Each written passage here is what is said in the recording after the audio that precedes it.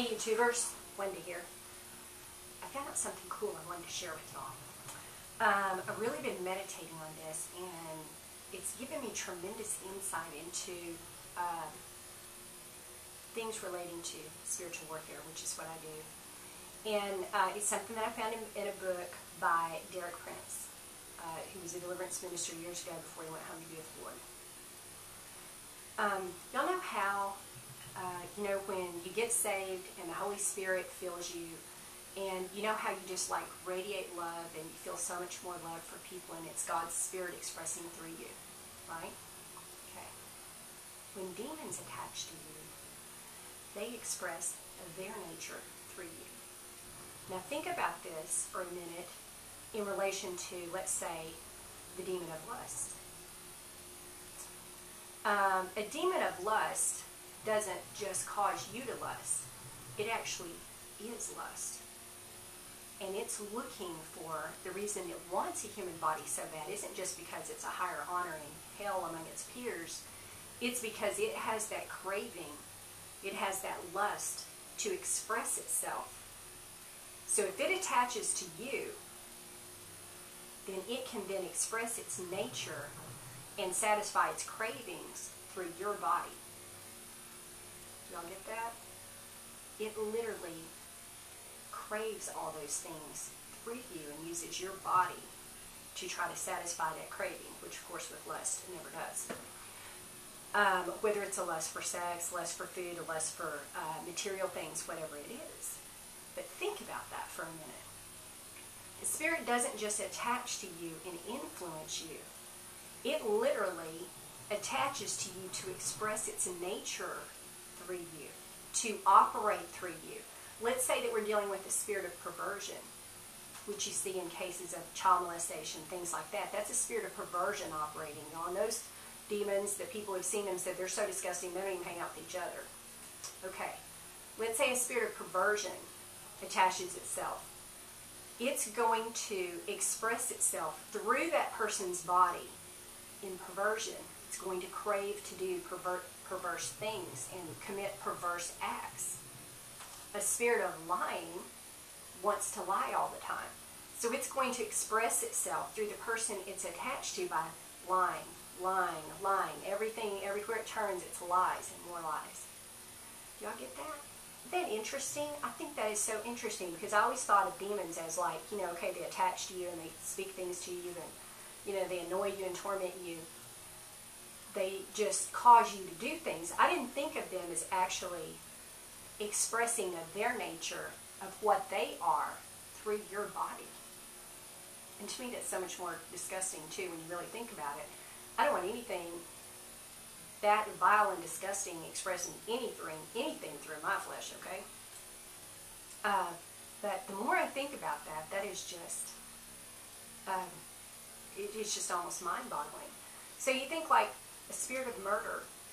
It doesn't just do murder or think murder. It is murder. It is. That's who it is. Like God doesn't just love us. God is love. Okay, a spirit of murder is murder. Okay, so if it attaches to someone, it craves to express itself through that person, whether it's by killing other people or killing that person, its host. Because a spirit of murder can go either way. It can act out, or it can turn inward and kill its host.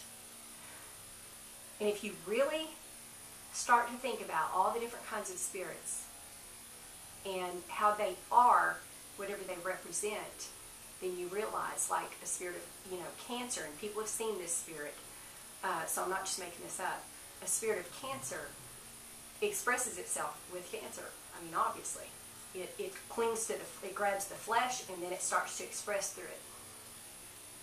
And I just have been thinking about that, going, wow, how did I not see that before? Just tremendous revelation. And I just wanted to share that with you guys, because I think that's more than a little bit interesting. I made a video a little while ago today about the spirit of pornography. And it just, when you think about that, it just, when you think about all those different spirits and how they express who they are and how they express themselves through human flesh, then you can look around you and see certain types of behavior and you go, that's so-and-so, that's so-and-so, that's so-and-so. And you can kind of identify what spirits are at work behind their behavior. So I just wanted to share that with you guys because I just thought that was really interesting. And it's really got me thinking about a lot of stuff. I never thought about demons as expressing their nature through human flesh, and that was why they wanted so badly to possess a human body, because they don't have any way to express that nature without a human form. You know, they can cling to inanimate objects. Spirits can attach to furniture. I was with the couple that I was ordained under. We were looking at a church building once, and in the basement of this old church building was a lot of like old furniture, and the guy who owned the building had just stored a bunch of stuff down there. And there was a hospital bed down there, an old like a hospital bed, like if you have someone who's an invalid in your home, you get one of those beds and you make a room for them and all that. And I walked past that bed on one side, and there was so much stuff in this room. They walked past it on the other side, and immediately I knew there was a spirit of death attached to that bed. I told them, I said, there's a spirit of death in that bed. They felt it too. And what had happened, someone had died in that bed, and rather than return to hell or go back to the abyss, that spirit clung to the bed in hopes that, you know, another human would come along and use the bed and it would be able to jump on them. So spirits can attach to inanimate objects, but obviously a spirit of death attached to a bed can't do anything until a human comes along or someone it can attach to. They can also operate through they can operate at times through animals. You don't see a lot of that. Occasionally you'll see it. But I just find it very interesting, and it's so much more understandable now. You know, I thought they just wanted to possess a human so they could aggravate God, you know, mostly, and, you know, hurt us because they all hate us. But there's actually something else behind it, too. They actually want to express their nature through us into the world. And they want to satisfy whatever their cravings are that come with their nature.